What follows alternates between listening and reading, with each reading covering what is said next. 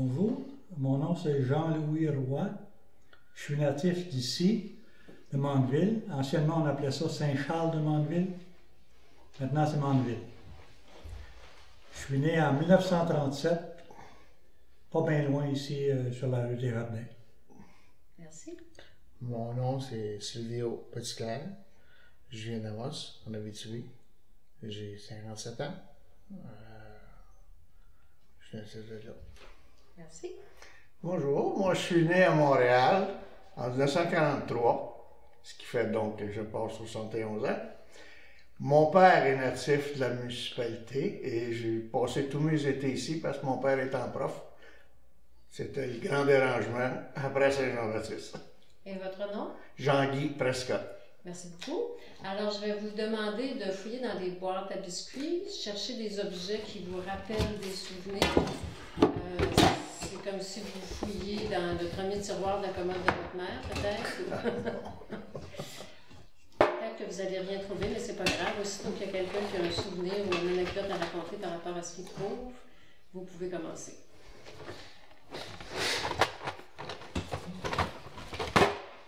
Ça. Mon grand-père était ingénieur en métier à tisser.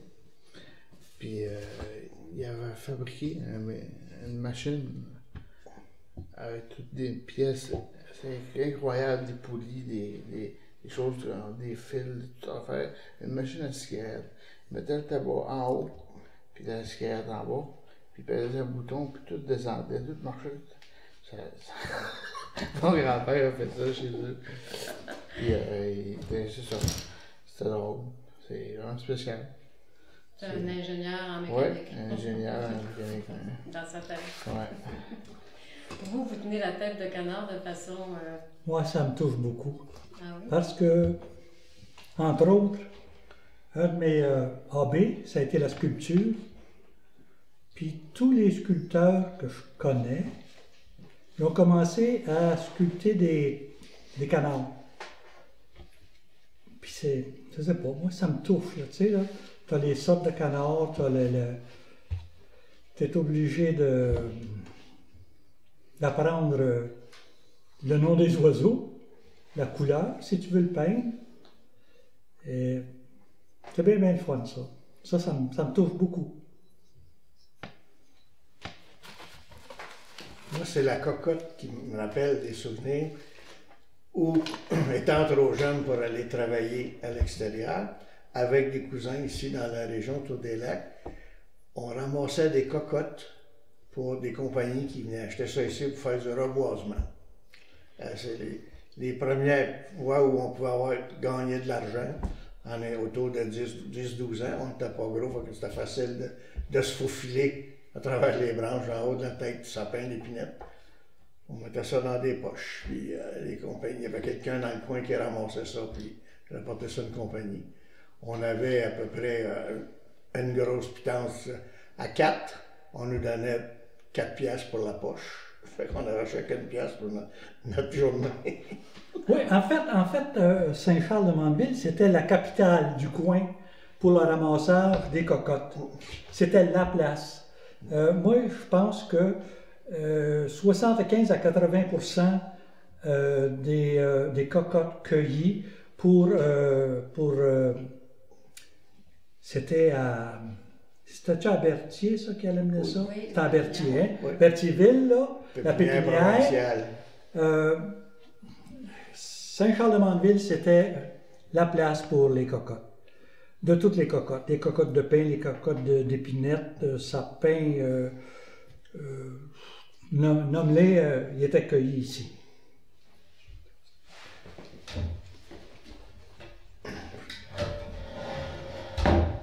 L'autre petite figurine qui me rappelle, c'est la première fois que j'ai vu mon père dans un habit d'apparat qui s'en allait à un grand banquet, ces choses-là. Alors, il y avait un haut de forme avec un côte à queue qu'on appelait. C'est la première fois que j'avais vu mon père, tout bien changé. Évidemment, c'est des habits qui avaient été loués à quelque part, là. Mais c'était avec les chevaliers de Colombe et ces choses-là. Là. C'était impressionnant. Oui, parce que c'est un habit de noces, ça, habituellement. On appelle ça un blaireau. Oui. Mon père avait un blaireau. Puis je me souviens, ça me fascinait la manière qu'il affûtait son rasoir droit à même, on appelle ça une strap dans ce temps-là. Et puis il fallait être pas mal sage parce que la strap, elle pouvait servir à plus d'une chose. Elle pouvait punir les enfants qui étaient pas écoutants. Ça servait à affûter le fameux rasoir. Puis je me souviens que j'ai hérité à un moment donné du fameux rasoir droit, que je me suis empressé de me débarrasser, parce que dans ce temps-là, les premiers rasoirs électriques arrivaient. Et puis je ne sais pas si vous le savez, mais là, les rasoirs droits, il n'était plus question là, de se raser de cette manière-là. Là. Le rasoir électrique. À un moment donné, on a oublié le rasoir électrique. On est revenu à la bonne vieille pioche. Puis dernièrement, mon fils m'a acheté un rasoir droit. Mais sauf que le rasoir droit qu'on peut acheter dans les magasins aujourd'hui, c'est fait en Chine. Puis tu ajoutes une lame de rasoir là-dedans. Puis on a essayé, moi puis lui, de se raser. Mais ça n'a pas été trop bon. Là. Tu sais, je pense qu'il va se ramasser à vendre de garage bientôt, là. Le fameux rasoir droit. Mais j'ai perdu, là. C'est dommage parce que j'ai perdu l'original. J'ai encore ceux de mon père, moi. Ah ouais? Ouais. Je pense que c'est une chose qu'on aurait dû garder et qu'on ne l'a pas fait. Ah, mais il y a une époque où on achetait tout ce qui était vieux. Ouais.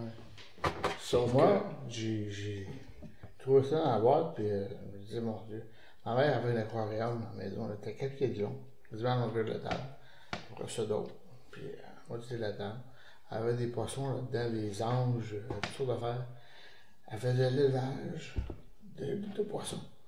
Elle regardait, puis parfois s'asseoir des heures, assis en face de l'aquarium. Puis à regarder, puis à voir la femelle, qu'est-ce qu'elle faisait, elle répondait, puis le mâle, lui, il mangeait, puis il fallait sortir le mâle, puis, mon Dieu, hey, c'est spécial. Elle pouvait passer une couple d'années comme ça, c'était drôle. Puis avec 3-4 aquariums, une grande, puis deux petites en bas. C'est spécial. C'est rare, ça, ouais. Quand même. Un vieux chalumeau. Ah, ça rappelle bien des souvenirs. On a joué beaucoup après ça. Et c'était nous, les jeunes. Quand on était jeunes, le trou était déjà percé par l'oncle en avant autour, puis le chalumeau était posé, mais nous, on allait accrocher chaudière. Ça, c'était réservé pour les jeunes, ça, parce qu'il y avait beaucoup de piétinement à partir du traîneau, aller porter chaudière, on faisait bien du voyagement. Fait que c'était les plus jeunes qui étaient demandés pour ça. Fait que ça rappelle les temps de Pâques, ça donnait pas mal toujours dans le temps de Pâques. Et quand on était à l'école, on avait hâte parce que là c'était un congé, on s'en venait à la campagne voir les cousins. Quand on partait de la cabane pour arriver à la maison, ça jouait plus. On se couchait. Ouais. Est-ce qu'il y en a d'autres qui ont des souvenirs attachés à la Oui, ça me dit quelque chose, ça, parce que moi, chez nous, on n'avait pas de cabane à sucre. Mais on restait près du bois, puis il y avait toujours une quinzaine d'arbres que je pouvais entailler, des érables que je pouvais entailler. Puis j'allais entailler ça après l'école, puis j'emmenais l'eau d'érable chez nous. Puis là, je demandais à ma mère de faire bouillir l'eau d'érable sur le poêle pour avoir du sirop, parce que j'aimais le sirop, là, tu sais, tous les jeunes aiment le sucré, puis j'aimais ça. Puis, elle m'a exaucé, elle faisait bouillir l'eau d'érable sur son poêle. Ce qu'elle m'a pas dit, c'est que quand je n'étais pas là, elle rajoutait de la cassonade, parce que si vous le savez, que vous le sachiez ou non, faire bouillir dans la maison entière, elle vient gommer, puis elle n'aimait pas ça, donc elle faisait ça rapidement. Elle rajoutait de la cassonade, puis Elle était contente, puis moi aussi. Je la trouvais bonne, justement, de faire bouillir de l'eau d'érable dans sa cuisine. Mais tu sais, je l'ai su, hein, bien plus tard. Tu sais. C'est ça le. C'est bon, ça. En Abitibi, est-ce qu'il y avait il n'y avait pas de cabane à sucre, il n'y a pas d'érable? Ah mon Dieu, c'est une bonne question. Une bonne question. Ça, Je pense que c'est plus rare, hein. C'est Ouais. plus rare. Des petits nappes noires, c'est C'est pas Hein? mal rare. Témiscamingue, il y en a, oui, mais à Abitibi, c'est rare. En haut de ça, c'est. La seule chose que je me souviens de l'Abitibi, surtout, c'est les maisons. Autour de la maison, c'était pas du gazon. C'était des copeaux de bois, des branches d'écorce, des pleurs d'écorce partout. C'était pas du gazon. Ah, je me souviens toujours de ça. C'est spécial.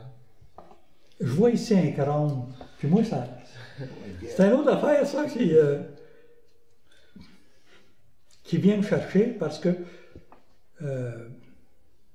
j'ai passé une grosse partie de mon enfance, de ma vie en forêt.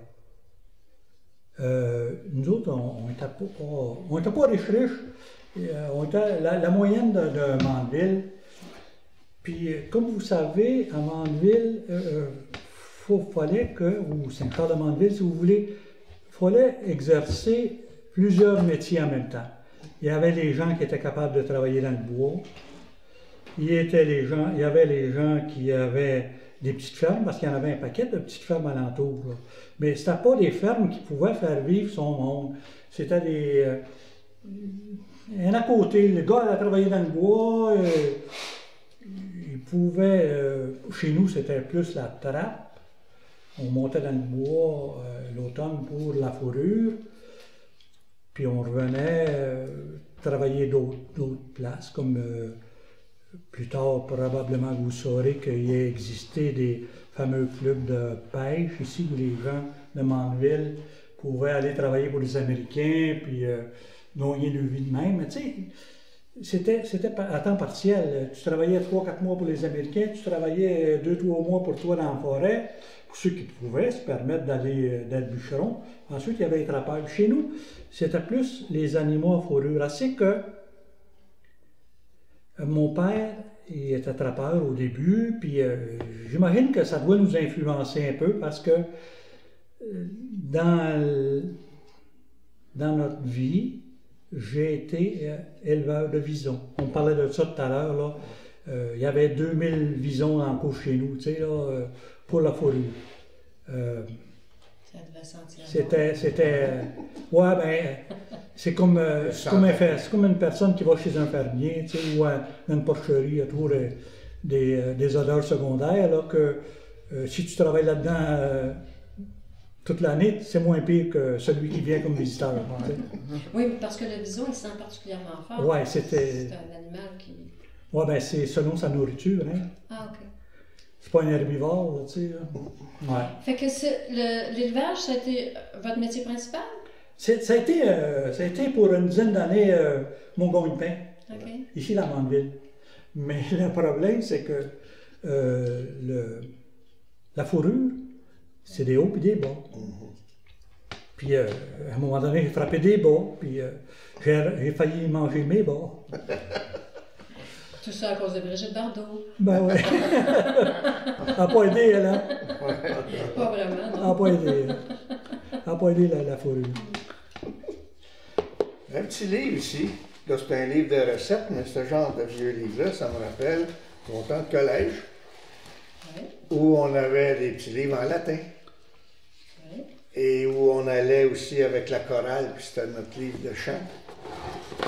Alors, pendant 8 ans, aller au collège. Vous avez fait votre cours classique? Oui, à l'Assomption. Et j'arrive la semaine passée, là, c'était notre amicale, 50 ans après qu'on ait gradué. On a trouvé une trentaine de confrères. Étiez-vous pensionnaire? Oui. Ouais, j'étais pensionnaire. Est-ce que vous sortiez les week-ends ou? 3 fois par année seulement.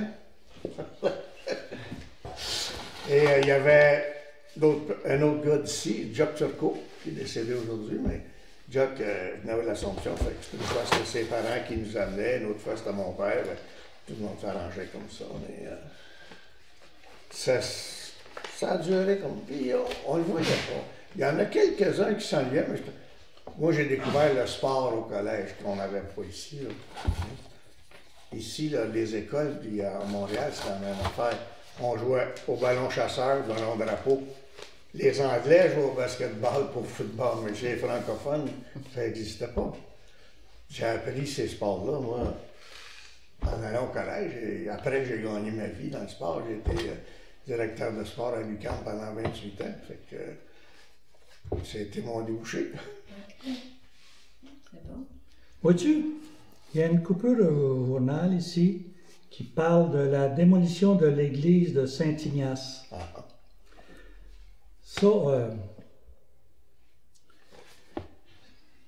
Ça nous touche encore parce que ils ont démoli l'église de Saint-Ignace et pour une bonne raison, c'est qu'ils ont voulu élever l'eau du lac Taureau pour en faire un barrage pour l'Hydro-Québec. Puis il y avait un village là, qui s'appelait Saint-Ignace, puis tout le monde a dû partir. En fait, l'église de Saint-Ignace, ils l'ont démolie, puis ils l'ont rebâti en quelque part, puis là, ça m'échappe où, là, l'endroit. Saint-Ignace du lac, tout ça. Oui, mais ils l'ont rebâti à l'extérieur. Oui, ça a été pour former le lac Taureau. Le lac Taureau aussi, il touche du côté nord-est de la réserve faunique de Mastigouche. C'est une grande étendue d'eau, puis un paquet de monde qui sont partis pour la création de ce barrage-là, pour l'électricité. En fait, l'électricité est arrivée ici, à Saint-Charles, en 1931. Avant ça, on n'avait pas d'électricité. Au village. Au village. Oui.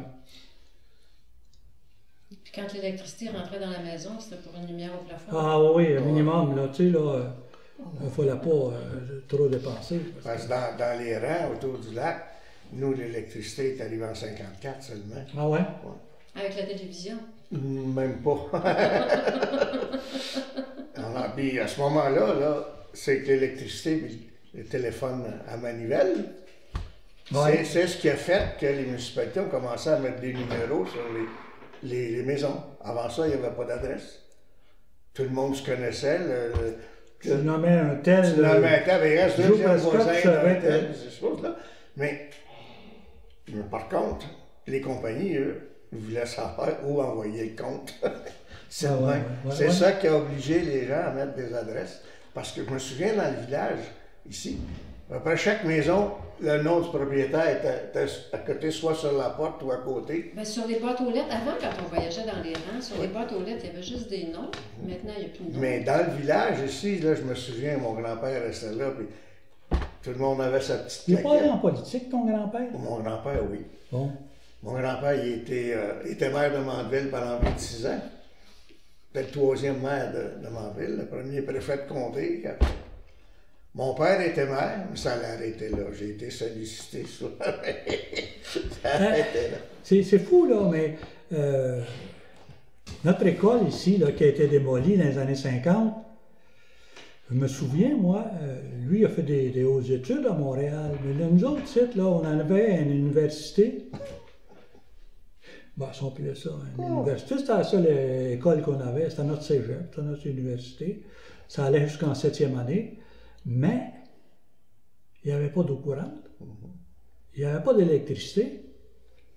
S'il n'y avait pas d'eau courante, ça veut dire qu'il y avait des toilettes à l'extérieur, des bonnes vieilles bécosses. Ça, on a vécu ça, nous autres, là, tu sais, à Mandeville, là. Mais on avait ça l'été, quand on venait passer l'été au chalet. Oui, mais là, on est au chalet. Non, quand même. Moi, c'est moins pire quand on le fait volontairement. Puis qu'il fait chaud quand on va aux toilettes dehors. L'hiver, à moins 30, les toilettes dehors. Le voyage est plus vite fait. Tu y vas juste à temps vie. Les revues, là, t'es laissé là. Moi, j'aimerais revenir sur la question des Américains. C'était des clubs de chasse privés qu'il y avait autour? Oui, c'était un club privé qu'il y avait, c'était des gens de New York, des gens assez fortunés qui sont venus par ici. Dans la fin des années 1800, il y avait un club, probablement de Canadiens, mais tout de suite après, ce sont des Américains qui sont devenus membres, puis ont pris le monopole. C'était, je dirais exclusivement des clubs, des Américains qui étaient membres du club. Puis ça faisait vivre assez de gens. C'était saisonnier, mais ça faisait vivre Mandeville. Assez que, je vais vous conter une histoire, c'est que les Américains, ils s'apercevaient que nous, les gens de Mandeville, de Saint-Charles, on avait de la misère à gagner notre vie, puis ils étaient en train de perdre le guide qui s'en allait soit dans l'Ouest canadien ou dans les factories de coton en Nouvelle-Angleterre. Ça, on a perdu, comment on a perdu le monde? Moi, je sais bien que ma parenté est allée travailler dans les factories de coton en Nouvelle-Angleterre, puis ils sont revenus, mais ils avaient perdu des membres, les filles étaient restées là-bas, ils s'étaient mariées. Puis là, les Américains se sont posé une drôle de question. Ils ont dit, si ça continue de même, on va être obligé de fermer, on va manquer de guides, de main-d'œuvre pour bâtir nos chalets en bois rond, puis faire vivre, faire vivre le club comme travailleurs. Ce qu'ils ont fait, ils ont parti une usine ici à Mandeville qui s'appelait la Birchwood, du bois tourné pour faire des cannelles. Puis c'est eux autres qui ont parti ça, tu sais, dans les années 30-31. Ça nous a sauvés, ça, nous autres, là. Pour 50 ans, c'est ça qu'a fait vivre. C'est ça qu'a fait vivre. C'est que là, ils couvraient les deux grandes saisons. Les gens travaillaient à l'usine l'hiver, puis rendus au printemps, mais les guides, ils pouvaient remonter là, les femmes qui allaient faire le ménage, tout. Mais ces mêmes personnes-là venaient travailler à l'usine après. Des cannelles? Des cannelles, oui. Des bobines là, pour mettre le fil. Ça tournait sur des tours automatiques. Là. Ils en faisaient des milliers. Ce qui les a tués, c'est que peut-être qu'ils n'ont pas été assez visionnaires pour penser qu'à un moment donné, le bois deviendrait plus dispendieux que le plastique. Ils n'ont pas continué dans le plastique, puis à un moment donné, ça a disparu. Mais pour 50 ans, ça a fait vivre Mandeville. Ils ont étiré ça, je me souviens, avec les gros, pour attacher gros côtes d'hiver, les gabardines, on disait. Ils faisaient des boutons, des gros boutons. Les instruments pour les barbecues, ces choses-là. Exactement, des pattes qui était de tourné, télévision. en fait. Je me souviens. Des pattes de télévision, des pattes... Des petites poignées aussi. Ah, toutes les Ils ont poignées. même fait jusqu'à des quilles de golf, à un moment donné. Ouais. Non, c'est ça, là, la Birchwood, puis ça a été créé par une compagnie américaine qui voulait faire des sous aussi, tout en gardant le monde alentour. Je pense que ça, il y a une histoire là-dessus, là, qu'on pourrait en discuter des années là, de ça. Là. Qu'est-ce qu'il y avait comme autre moyen de faire de l'argent, comme source de travail à Mandeville? Moi, je dirais qu'il y avait le bois, il y avait la forêt, là, toutes les manières de forêt. Les bio, la pitonne. Oui. Il y avait la Birchwood. Le shop de couture. Ceux qui travaillaient, ceux qui allaient pour la fourrure, les animaux à fourrure, ben, tant que ça a fonctionné, c'était un petit peu d'argent qui rentrait, du moins, là, tu sais, là. Mais c'était la forêt, la pêche, la chasse, puis nous autres, là. Mon grand-père, c'était un commerçant de bois. Lui, il faisait des chantiers, il engageait plein de monde. Mais lui, je faisais le lien tantôt, il est allé, à partir de l'âge de 4 ans, il est parti d'ici pour aller aux États-Unis. Il est revenu à 20 ans. Mais là, il est instruit, ça fait là, il parlait anglais, fait qu'il a commencé à avoir les contacts. Et pendant toute sa vie utile, là, il était avec les grosses compagnies de bois de Montréal. Et puis, lui, il était capable d'aller les trouver puis leur parler dans leur bureau. Il parlait couramment anglais. Fait que souvent, il parlait pour d'autres aussi qui avaient du bois. Puis, parce qu'il y en a qui étaient ici, mais ils ne parlaient pas l'anglais. Moi, mon grand-père, en Abitibi, il avait un moulin à scie portatif. Il se promenait de forêt en forêt, de terre en terre, pour couper les arbres, faire un 4x4, puis tout ça. Puis c'était mon père qui ouvrait le chemin avec son tracteur. Il partait en tracteur, puis il ouvrait le chemin. Il arrivait à la fin de la journée, il y avait de la neige partout sur lui, c'était comme un bonhomme de neige derrière un tracteur. Puis là, ben, ça a duré des années. Mon père ne voulait pas partir d'affaires de business. Mon grand-père n'a jamais voulu. C'était son moulin à scie, c'était lui qui décidait. C'était spécial. On a vécu dans le bois, tout ça. J'ai été construit sur une terre.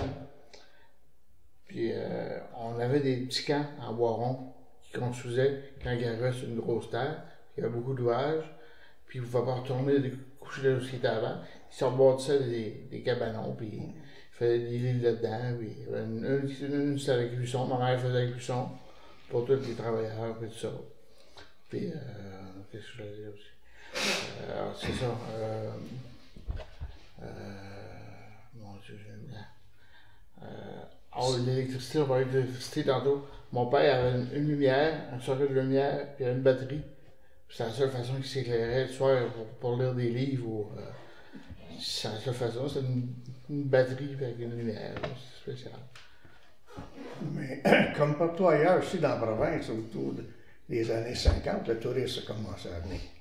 Saint-Gabriel, qui n'est pas loin, c'était la grosse place dans ces années-là. Une secousse, il y avait juste 14 hôtels à Saint-Gabriel.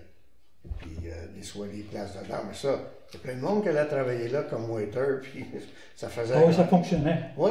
C'était la place. C'est ça, puis en plus, c'est autour. Là, les gens ont pris le goût à venir dans la région. Ils ont commencé à regarder des places, il y avait des chalets à louer. Puis il y en a d'autres qui en construisaient. Je me souviens, mon père, la terre qu'il avait achetée, il a mis les granges à terre, puis il servait de bois, puis il bâtit 3 chalets au bord du lac, qu'il louait. Puis dans ce temps-là, bien, les gens n'avaient pas de voiture tellement. Fait qu'ils louaient des gens autour à Montréal.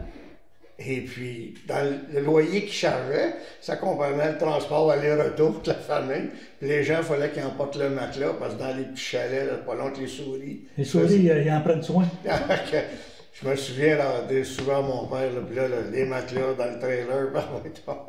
Puis il allait les reconduire à Montréal? Ah oui. OK. À la fin. Mais ce qui arrive, là, c'est que la femme venait passer l'été au lac avec les enfants.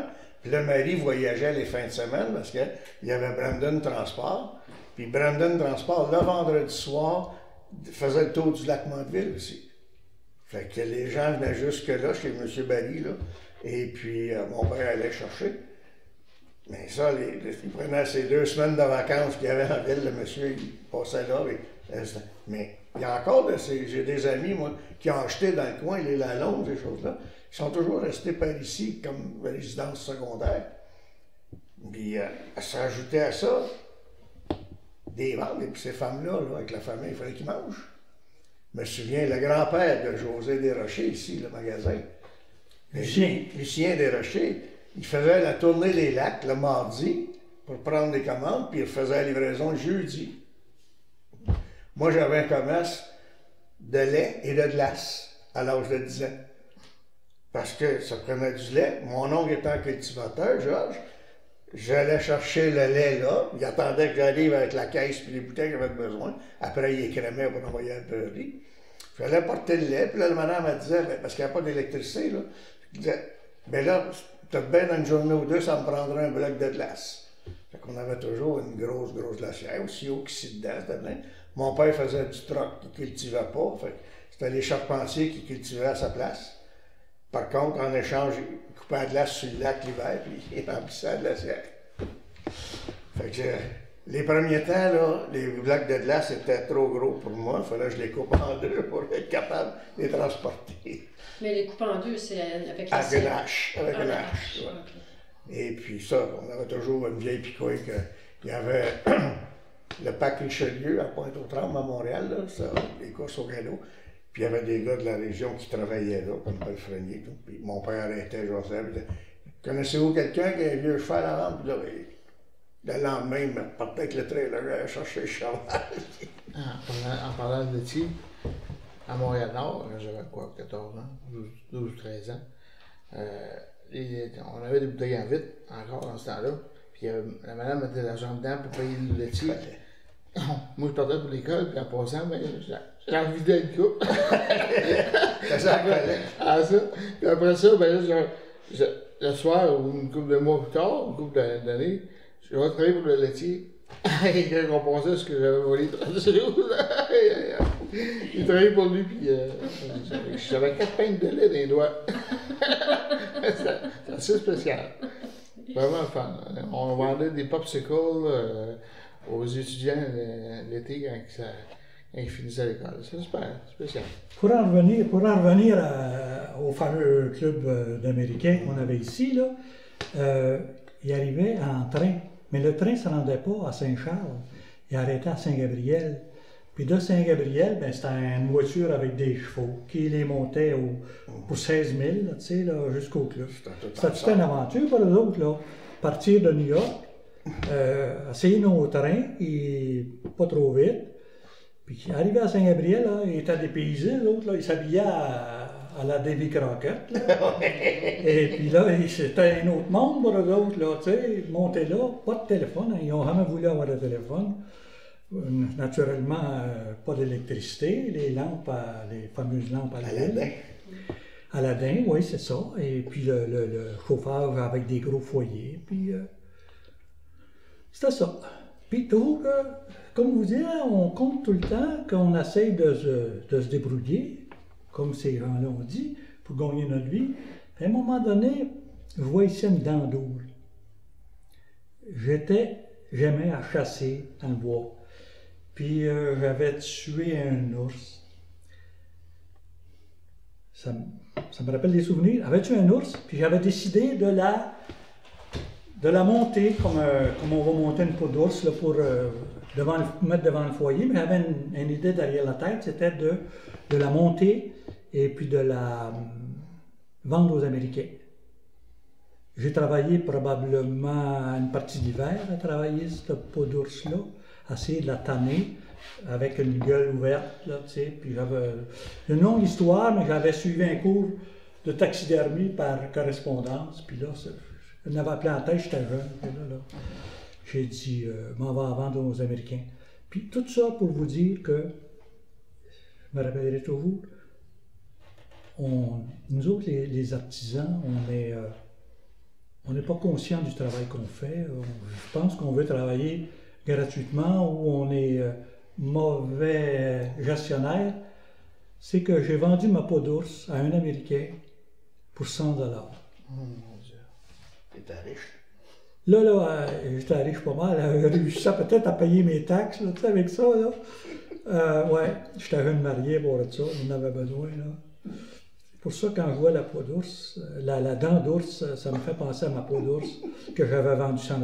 Le gars, il n'a pas cligné des yeux, mais il a été rapide en bataille. Il m'a fait un chèque en argent canadien pour le 100 $ avant que je change d'idée. Puis il revirait de bord, il est parti à rire. Il est parti à rire.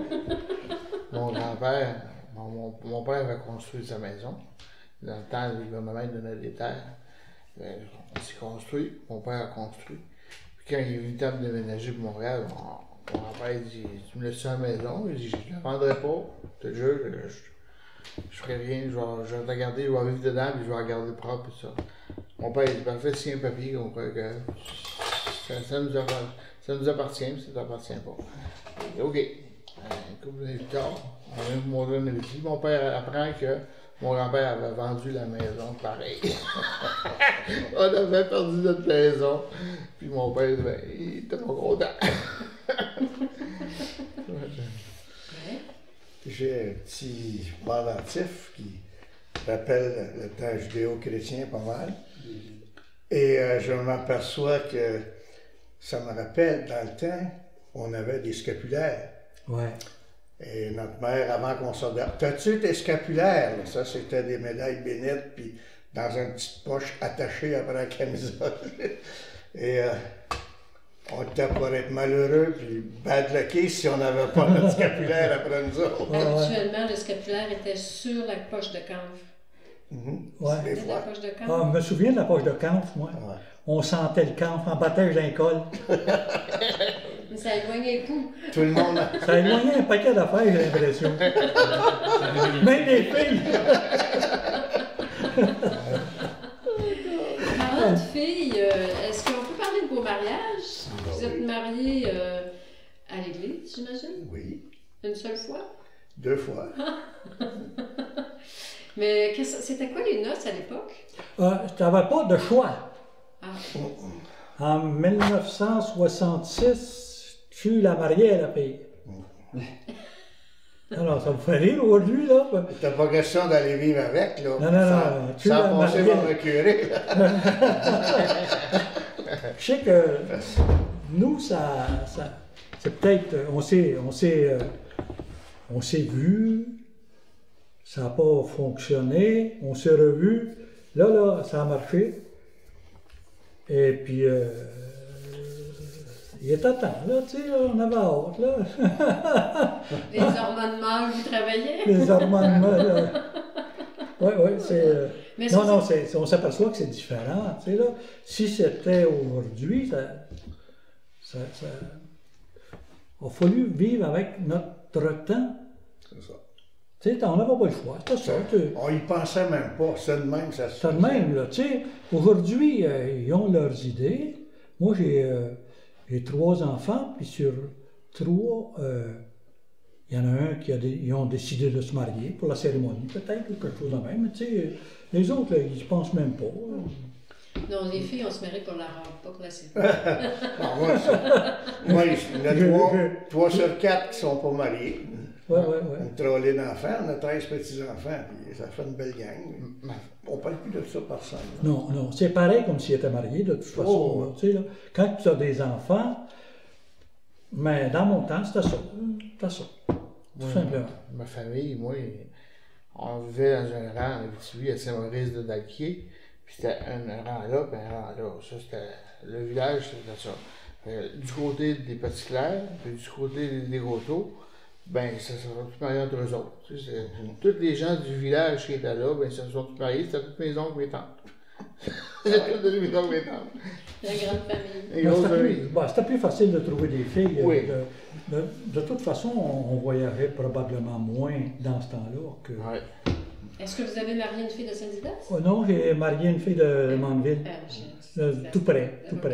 Pas de façon. Ouais, puis... c'est ça, dans ce temps-là, on disait, si t'es capable de marier une fille de ta rue, c'est encore mieux, pas aller chercher trop loin, tu sais, là. Ben, vous avez été heureux quand même. Oh, ouais, définitivement, là. Ça fait 47, 48 ans là, qu'on est mariés, là, avec la même femme. C'est quelque chose, ça. Impatiente. Impatient, par des fois, là. Oh boy. Mais les femmes, ils réussissent à nous manipuler pareil, là, tu sais. Puis l'inverse se fait pas? Pardon? L'inverse se fait pas? Vous manipulez pas vos femmes? J'ai l'impression que... Dans faut mettre de l'eau dans notre bain. Dans notre âge, on sait qu'on a qu'un boss. Ouais. Bon, là, je suis pas d'accord. Non, mais ça peut être un bon argument, hein? Une belle pièce de conversation. Parce qu'à l'époque, les femmes étaient élevées pour être au service du mari. Mais ça, c'était un petit peu avant notre temps. Ça, dans l'époque de mon père et ma mère, oui, ça c'était vrai. Ouais. La femme était préparée pour aller à la maison. D'ailleurs, si on regarde les vieux, ils faisaient instruire le plus vieux de la famille pour qu'il soit capable d'aider. Puis Souvent les femmes étaient les autres, aussi. ils étaient à la maison ou ils rentraient en religion, là. C'était la façon des filles de se faire instruire. Mais les autres, ils aidaient. Tu sais, comme moi, ma grand-mère en a eu 12, bien c'est sûr que les plus vieilles, ils aidaient quand les plus jeunes sont arrivés. Mais ça a changé quand les écoles ont été plus accessibles pour les femmes. C'est là que le virage s'est pris. Puis après ça, ben, est arrivé aussi des horaires différents. Les femmes ont pu aller travailler. Mais avant ça, la madame, elle connaissait pas d'autre chose. Ça faisait 3-4 générations qui faisaient tout le temps la même femme. Ils tissaient au métier, ils faisaient tout. Là. Il n'y avait pas d'argent. Puis du côté de ma femme, là, c'était des fermiers, là, tu sais. Ouais. Ça travaillait, ces femmes-là.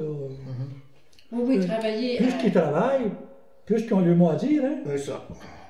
Ah, j'avais jamais vu ça. Ouais. C'est intéressant. Alors, quand c'est le temps de changer les poules, c'est elle qui le sait, c'est elle qui sait que les poules-là ne font plus. Puis c'est des petits détails, mais c'est fait de même. Les vaches, il y a une raison à ça, C'est que l'homme, en allant travailler au chantier, Qui c'est qui restait à la maison? C'était la femme. Qui élevait les Qui c'est enfants. qui administrait l'argent que l'homme apportait? C'était la femme. Elle est devenue, par son état de travail, l'administratrice de la famille. Puis même aujourd'hui, on va déléguer souvent. Moi, je sais bien que j'ai délégué bien gros. Ma femme me dit, tu t'occupes de ça, puis de toute façon, tu l'as marié, c'est pas pour rien. Tu sais, là, je veux dire, pas juste pour une chose, là. Il y a un paquet d'affaires là-dedans qui rentre en jeu. Là. Moi, j'ai toujours dit à ma femme qu'elle m'avait épousé pour mon argent, mais elle n'est pas d'accord du tout.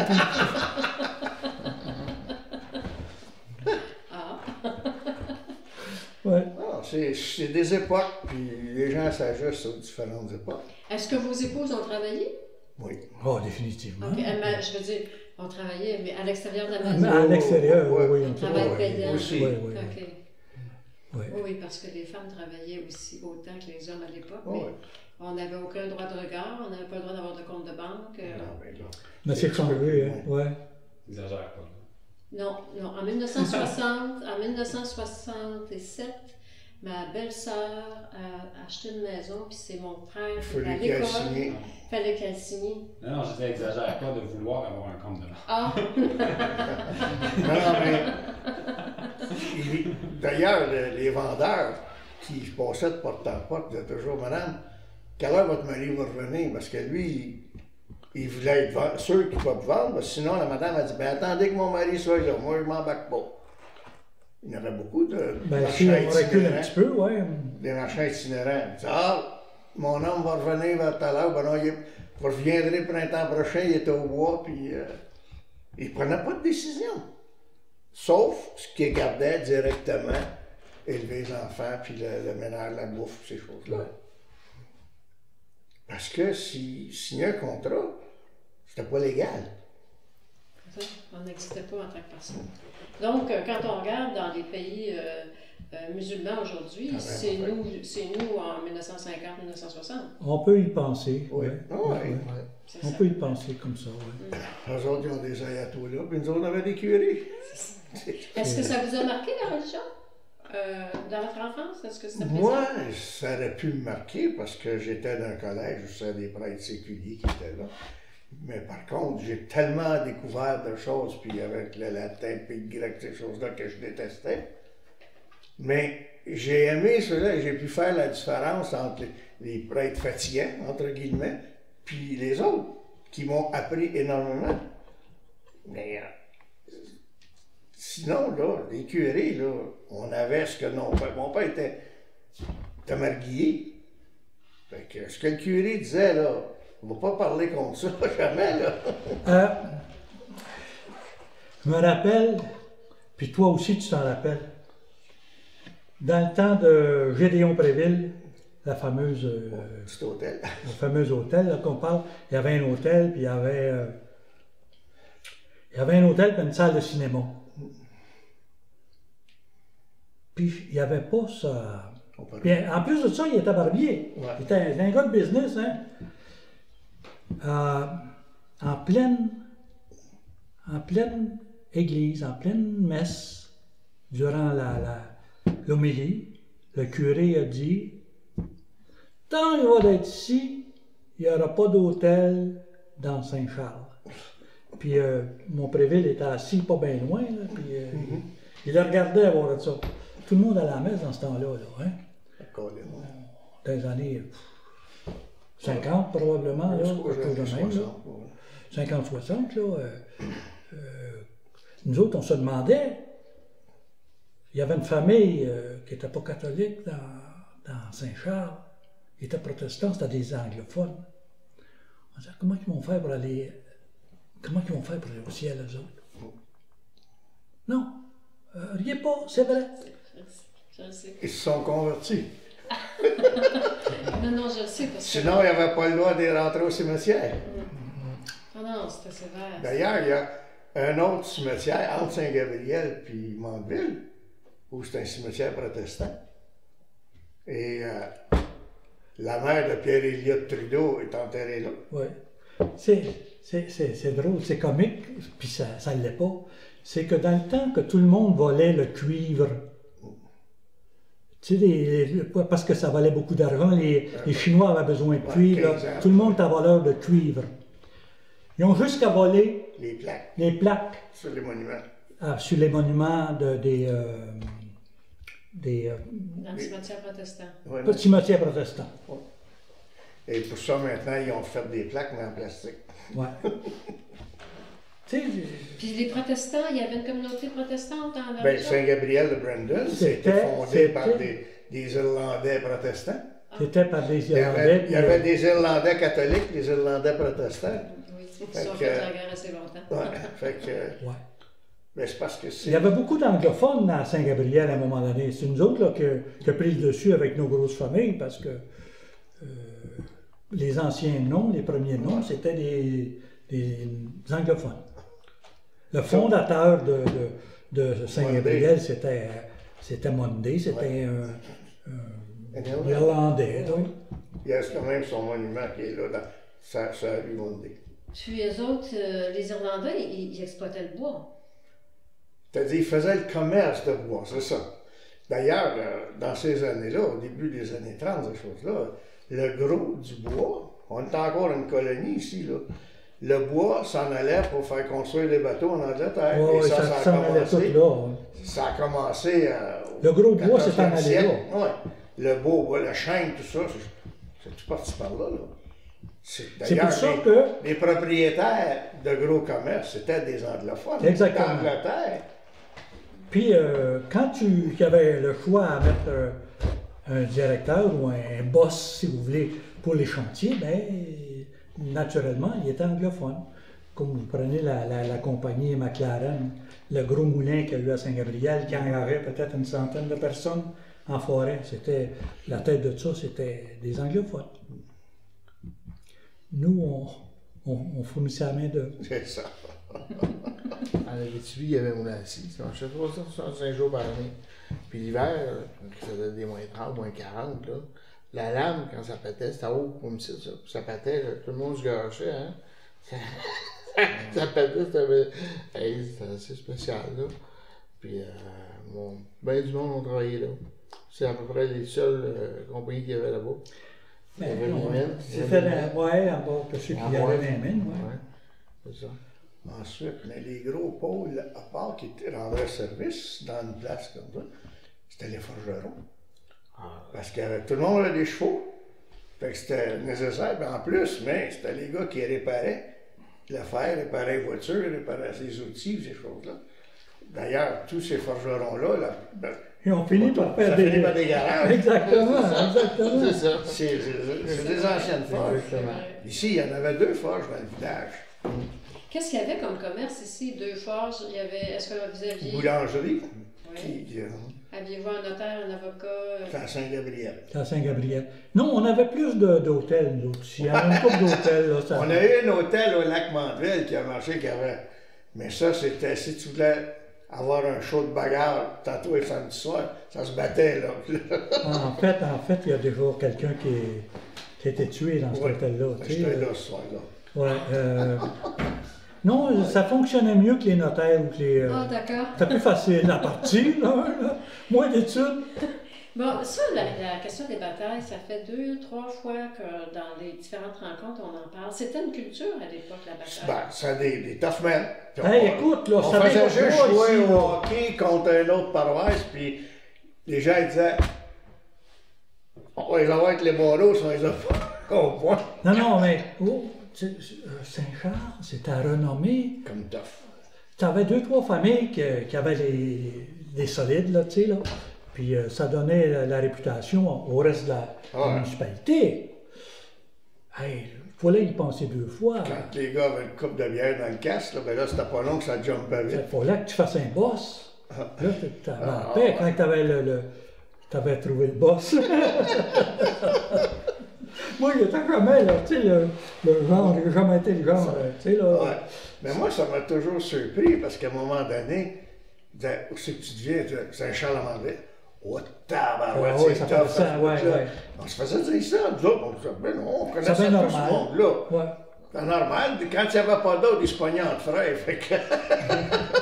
Souvent, Moi, ce que je me suis fait dire ici, c'est que les gens, ça réglait les comptes entre eux autres. Ah oui. À coup de fusil, mais c'était entre eux autres. Personne ne s'en mêlait. Ben, le coup de fusil, pour souvent, t'es arrivé en connaissance une fois, là. ouais. T'sais, Ok.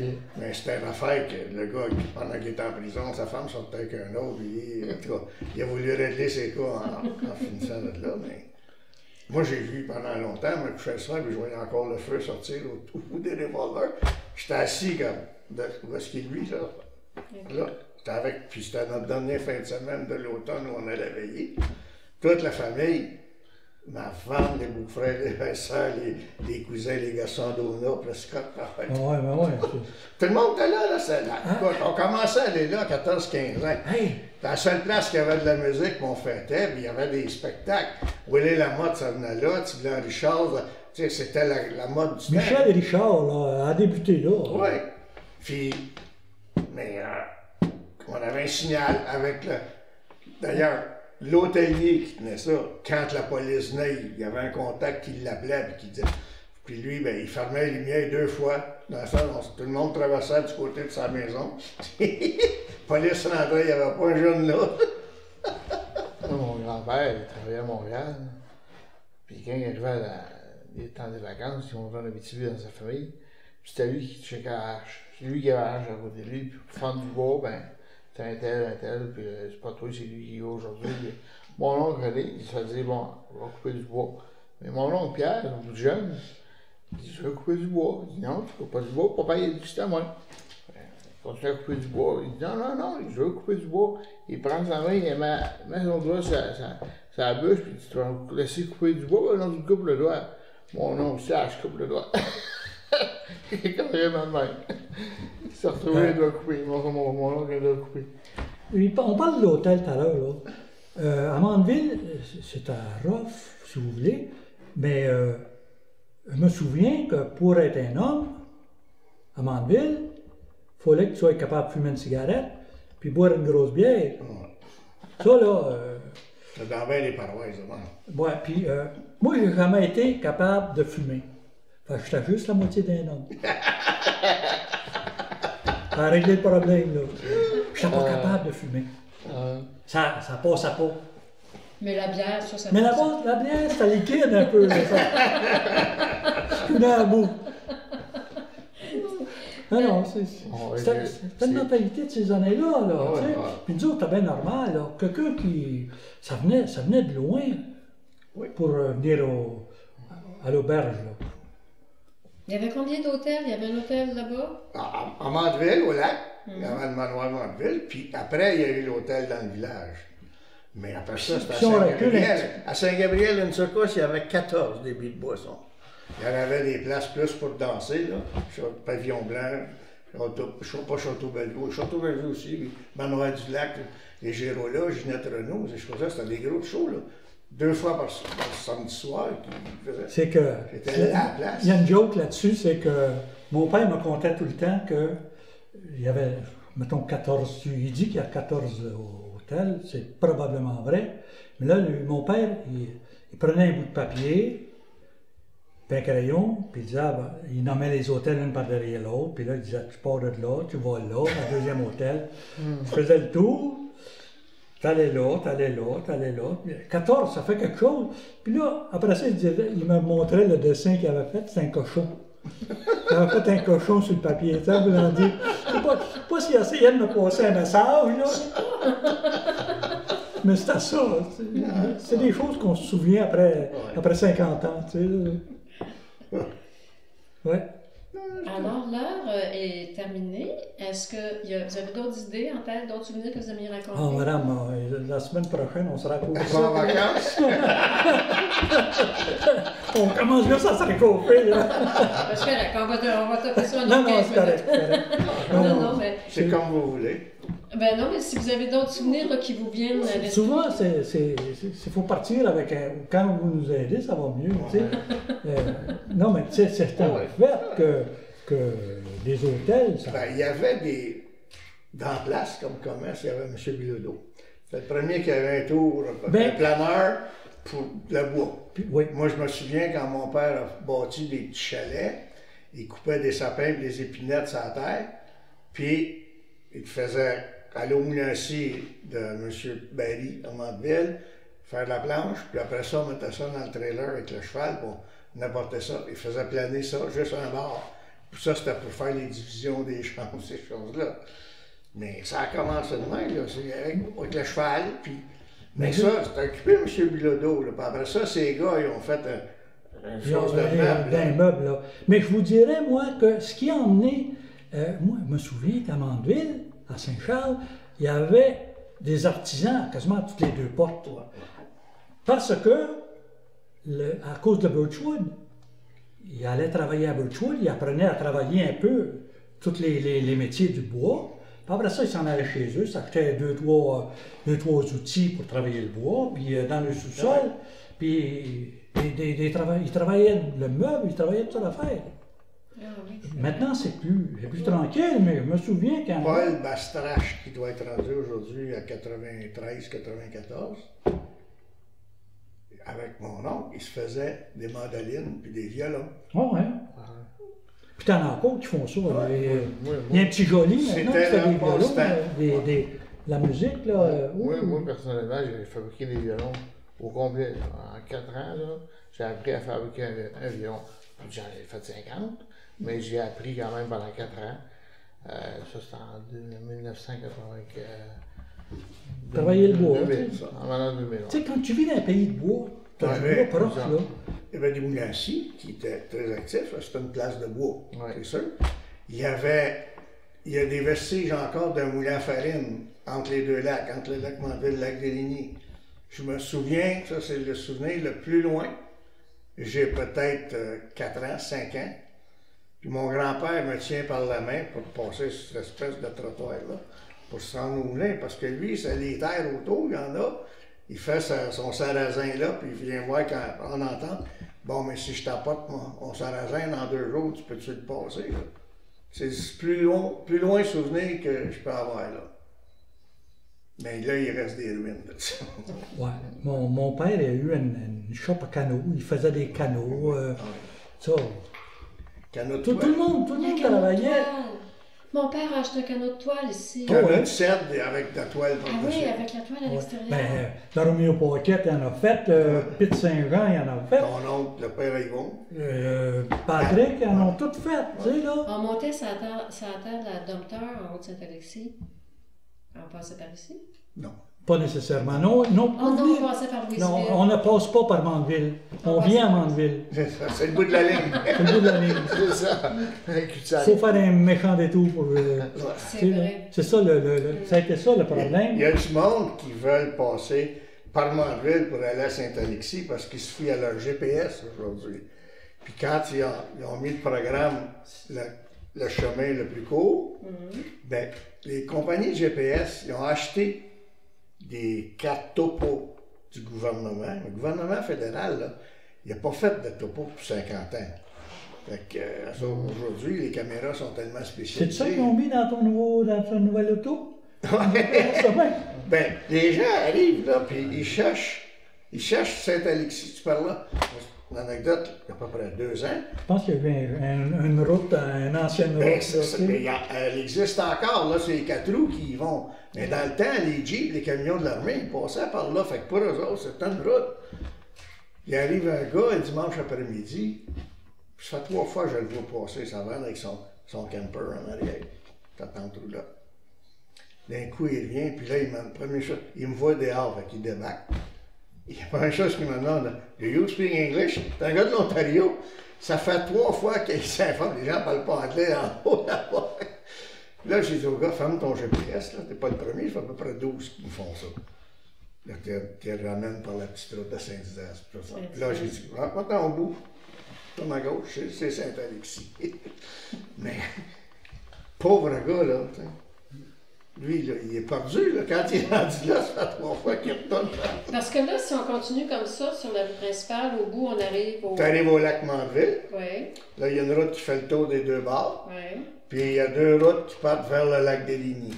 OK, puis ça finit là. Puis après ça, il y a le lac Long. Une route secondaire. Après le lac Long, là, ça s'en va vers le développement du lac Maigret. Puis c'est là que la trail s'en va vers Saint-Alexis. Mais on était longtemps, là, je me souviens, moi, partout il y avait des chemins d'asphalte, puis nous autres, au lac des Lignes, on n'en avait pas, parce qu'on ne faisait pas partie de la voirie, on faisait partie de la colonisation. Et je me souviendrai tout le temps, quand ils sont venus prendre les mesures, puis là, ils arrêtaient la voirie chez M. Paquin. C'est le père André Paquin, William. Puis là, les gars, la madame Paquin était là, puis elle regardait faire, puis elle, son entrée là, puis la sorte avec là. Quand les gars sont partis, elle prend la hache, elle brosse le piquet, elle tasse les piquets de 20 pieds. Tu vas en avoir pour rentrer chez nous. C'est beau. Moi, mon oncle, il venait de l'habitude aussi. Puis quand il a voulu s'installer, il a monté la route 11 à partir de Montréal. Il est monté la route 11, là où elle finissait, il s'est bâti là, dans l'arbre, dans la montagne, tu sais, dans la montagne. C'était spécial. On arrivait au bout de la rue, puis c'était la station de Vituy, mais ça gravait. Il était au bout de la rue. Il y a eu, en haut du lac Long, à un moment donné, qui cueillait de la potasse. Oui, Mais ça, c'était... Et la vieille Madame Paquin, que moi je l'avais interviewée parce qu'elle est venue au monde, elle, d'un chantier en haut où elle faisait de la potasse. Et puis, elle dit qu'il y avait un rail, mais en bois. Puis c'était des chevaux qui traînaient les trains avec la potasse. Ça descendait du côté de Saint-Didas pour embarquer dans des gros camions. Ça en allait à Louisville. Et de Louisville, ça partait en bateau pour les États-Unis. Faire des engrais pour les cultivateurs là-bas. Ouais. C'est beau? Alors, c'est tout pour aujourd'hui. On reprend la semaine prochaine. C'est beau. Fait que là, vous avez une semaine là, pour penser à vos affaires.